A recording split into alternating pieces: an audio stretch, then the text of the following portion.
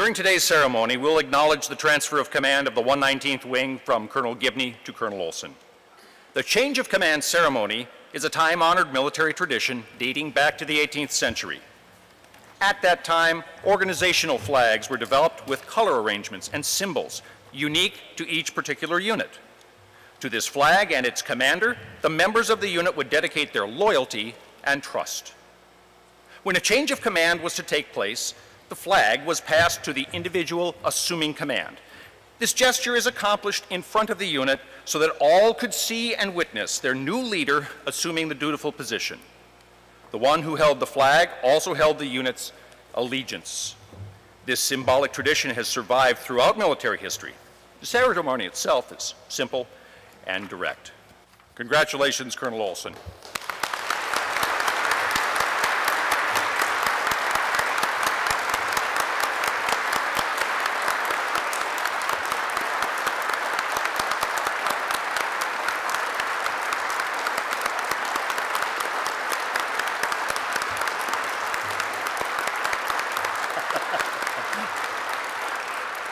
Please be seated.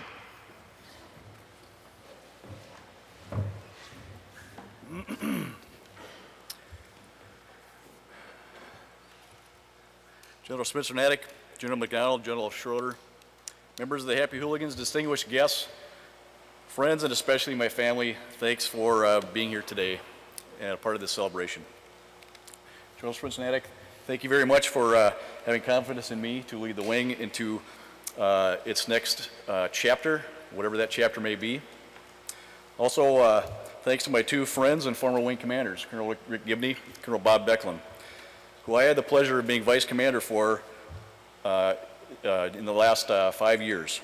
As I sat next to you, I learned all kinds of things during our unit's transition that I hope will help me guide this unit into its next chapter.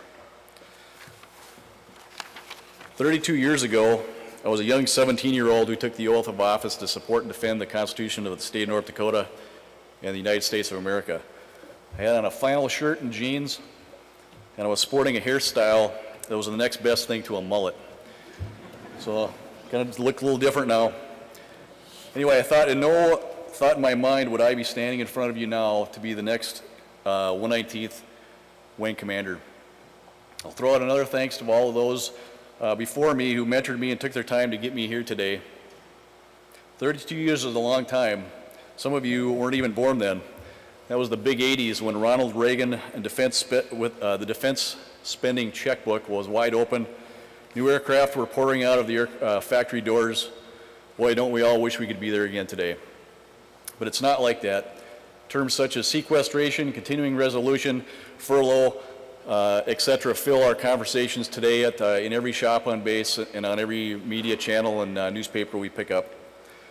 I know you'll all be looking for me for answers and trying to figure out by my actions what's going on. First, I don't have all the answers, and I'll be the first to tell you that. I'll also tell you that with the help of our deputy commanders and all the squadron commanders and all the great leadership we have here in the wing, we will do the best to get you those answers that we can. So if you see me at Taco John's, which you might see me on Tuesday because it's Taco Tuesday, don't think that things are going to be tight coming ahead. On the contrary to that, if you see me over at Applebee's taking my wife to lunch, don't think that things are going to be great. The mayor is probably better at estimating the spring floods on the Red River than I am in guessing what's going to happen in our future and what Congress is going to do to help us out. The next phase is the big question. What will that next phase be for the 119th, and how will we look when it's all complete? We're all asking these questions, and there's no one in this room, I think, that has that answer. But we do have those outstanding women and men of the 119th Wing who have proven themselves both at home and abroad. Whether it's our counterparts in the active duty, Army National Guard, or Air National Guard, or the citizens of the communities and state, we continue to impress them no matter what the challenge that we take or our task that's been given. This is not to be taken lightly, and I, as your new wing commander, I do not. I'm very proud to be working for all of you. You're not working for me, I'm working for you. And I'll do my best to take the 119th into its unknown and into the unknown with its current and future missions. What I have seen previously is what in Hooligans is what I expect to continue to happen. We figure out what the problem is, we solve it, do it better, usually do it cheaper and more efficient, and get accolades to prove that. Change is all around us, and we must adapt and take that change and make it turn into an opportunity. On April 6th, we will celebrate our 15th Outstanding Air Force Unit Award. Think about that, 15. Only one or two organizations, both Air National Guard and Air Force, have ever accomplished that and have claim to that prize, and we do. And that's an accomplishment that all you have to pat yourselves on the back for getting us there. So what that tells me is you, the happy hooligans, have what it takes and will continue to do great things no matter what our mission is. I'm truly impressed, humbled, and honored to be your next wing commander.